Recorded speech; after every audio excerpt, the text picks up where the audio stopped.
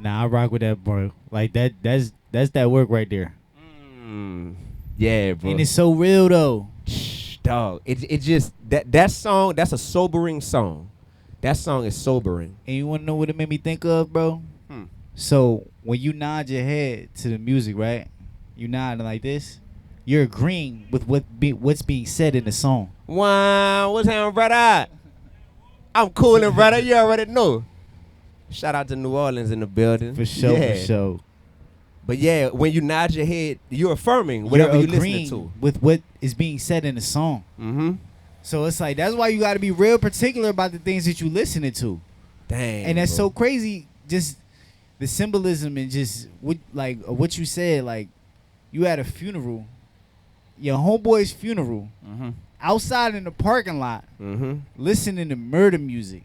And It's my like boy just got murdered. It's like perpetuating. Like, is that what you wanted?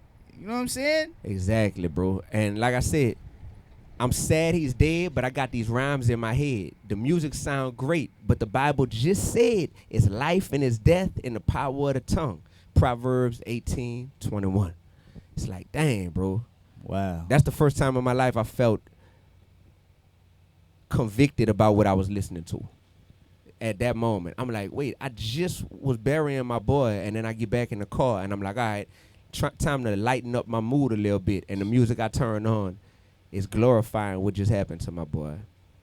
And imagine an innocent kid. That's why I got kids on the hook. I don't know if you can hear, but all them kids on the hook. When a kid is just innocently observing the world and looking at like, wait, why do we cry when these rappers die? Because we see everybody crying and rest in peace posts, and they're so sad, but we love it when they glorify murder when they're alive.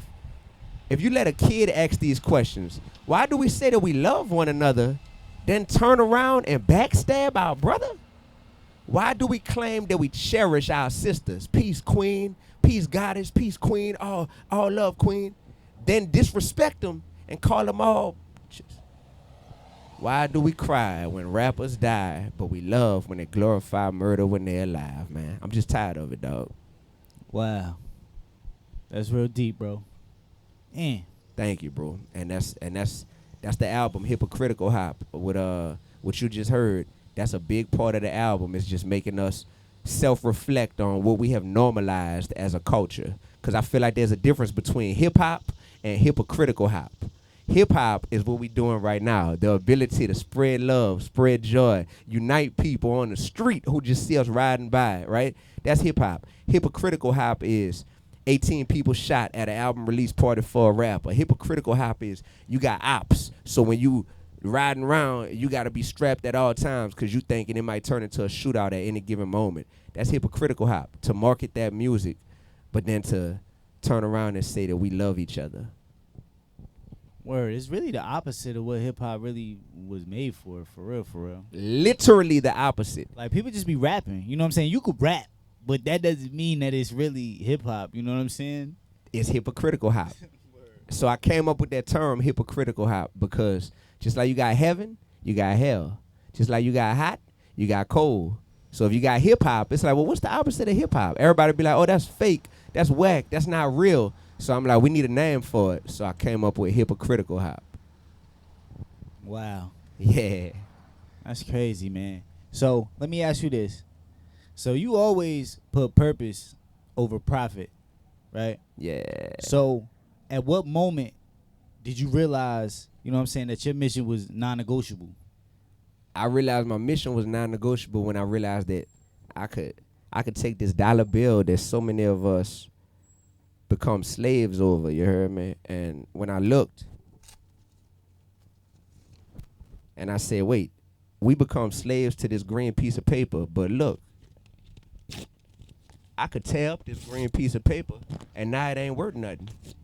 So that let me know that my purpose gotta come before a green piece of paper that I could throw out the back of a Cadillac. You feel me? My purpose is way more than just a green piece of paper. So that's why profit is important, just because we have to survive and we want to be comfortable. We want to be healthy. We want to be able to bless others.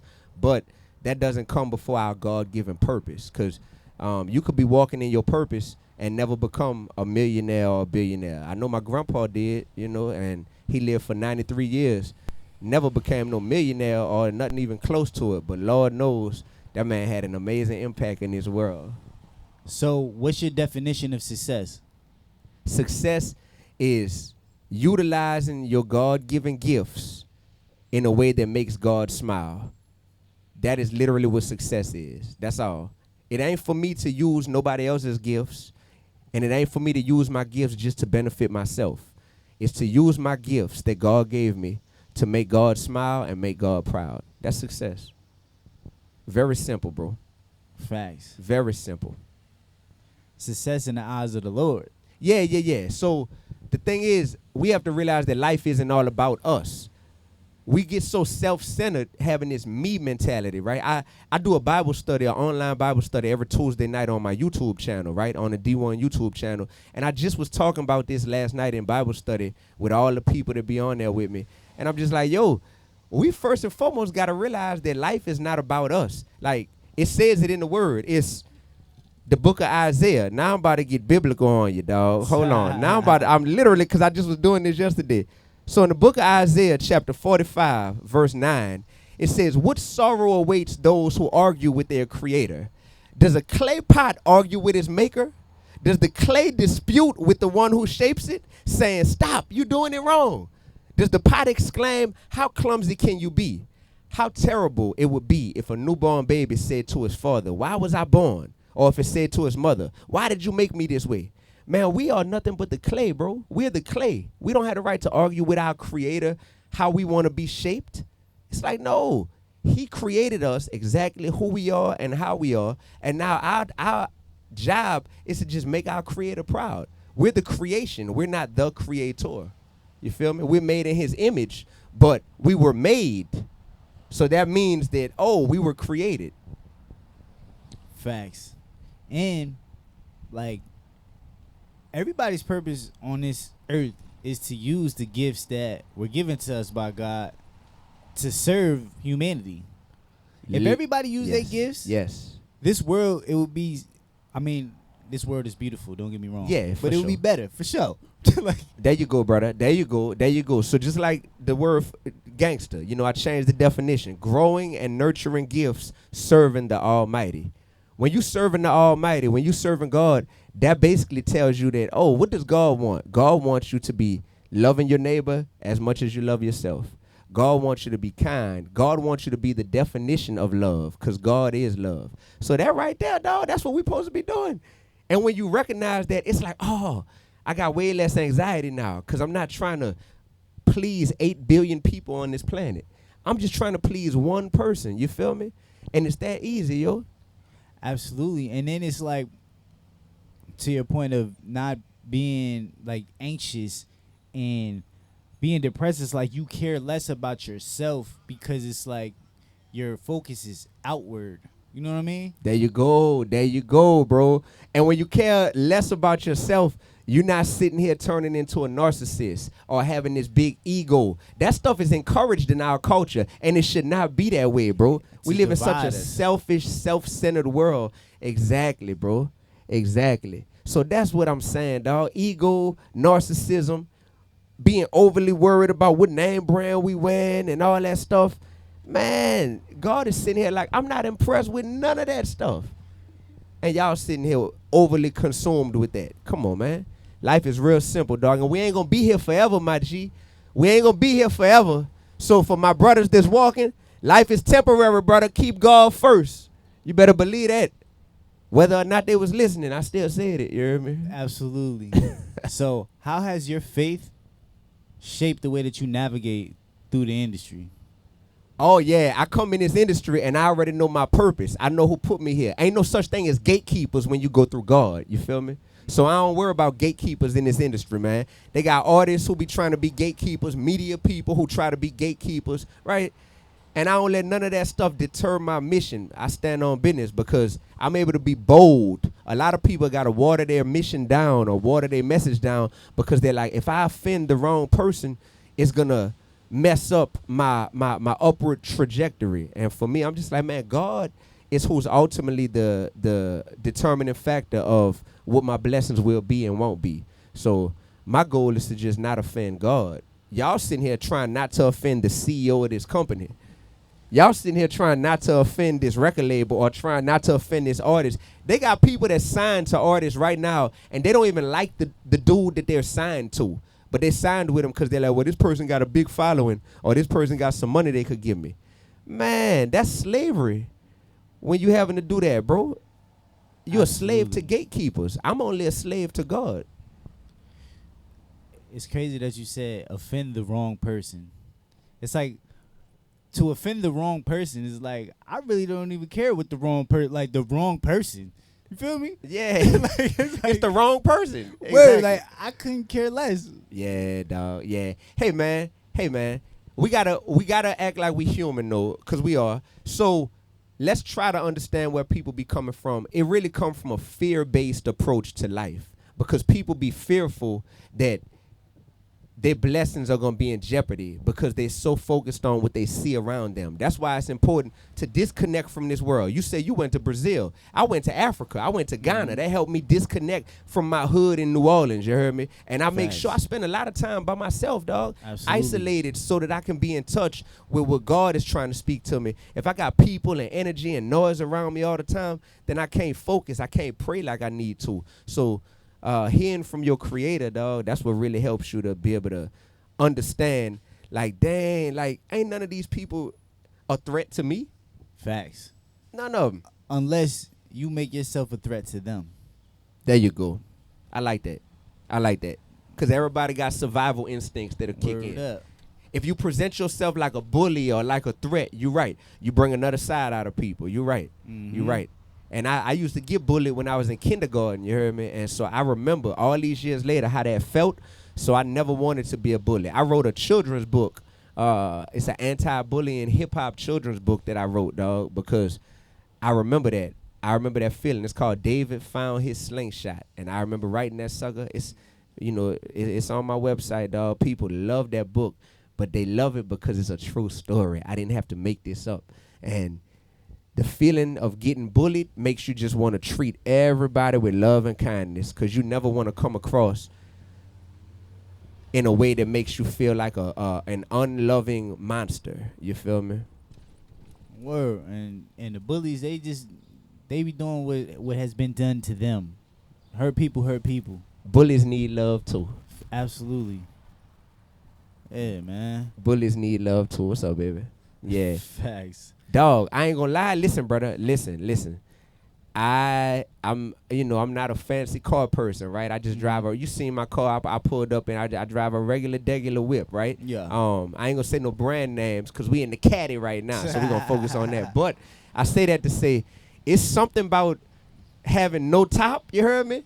Car ain't got no roof. It's something about, boy, a sunny day when you riding like this. I ain't gonna lie, dog. I might be tapping into you just to ride, you heard me? Not even for we ain't gotta record nothing. We don't need no cameras on. I might just every now and once a month might tap into you like, B, I need 30 minutes in the whip because this do something to you. You heard me? Like, dang, dog. This is God's, man, what's up, brother? I'm just talking to everybody. Yeah, we just tapping in with everybody on the street. For real. This is, Rob loving this, yeah. Yeah, man. I greatly appreciate you coming through, bro. Thank you, brother. Thank you from the bottom of my heart, man. This is amazing. And you amazing, bro. You amazing. I forgot. I got to ask you this. What's something that you're thankful for right now in this moment? In this moment, I'm thankful that my album just came out yesterday. My album, Hypocritical Hop. And people are absolutely loving it. So I'm grateful because I put my heart into this album. And I want people to wake up and see that this culture is fractured. It's not just hip-hop anymore. We've allowed some poison and some negativity to infiltrate the culture, and I finally gave it a name. It's called Hypocritical Hop. So I'm grateful for the album, and if I could give them one more thing that I'm grateful for, I'm grateful that when I woke up this morning, I recognized that I am in control of how this day turns out. Facts. Based on not being the recipient of the energy that's given to me, but being the deliverer of the energy that I want to give to the world. Facts. I'm thankful for that perspective. Absolutely, bro. That's amazing. Yeah, bro. And what's something that you learned in your life that really helps you? So I learned 3 things that's the key to life, dog, that always help me. This is my motto, right? I live by this. In everything you do, be real, be righteous, and be relevant. So I break that down. Be real means be authentic, man. Like authenticity is such a gift that we have to give this world. I Facts. ain't you and you ain't me, and I love that for me, and I love that for you. You feel me? So be real, love who you are. Be righteous. Know that doing the right thing is always right, and doing the wrong thing is always wrong. Even if the propaganda of this world tries to make us think otherwise. So be real, be righteous. That means keep God first, and be relevant. To be relevant, dog, you gotta shut up and grind. You heard me? You gotta be a grinder to be relevant in this world where the devil is trying so hard to get everybody's attention and to distract people from their God-given purpose. To be relevant, you gotta be strategic. You gotta be a hard worker, man. And my daddy is a welder, lifelong welder. My mama is a social worker. My grandpa was a plasterer. You heard me? Built houses for a living, man. I just come from a family of blue-collar hard workers. So for me, being a rapper, being a college professor, being an author, a public speaker, all I know is to work hard, man. So that's my motto I live by. Be real, be righteous, be relevant. Absolutely. But shit, man.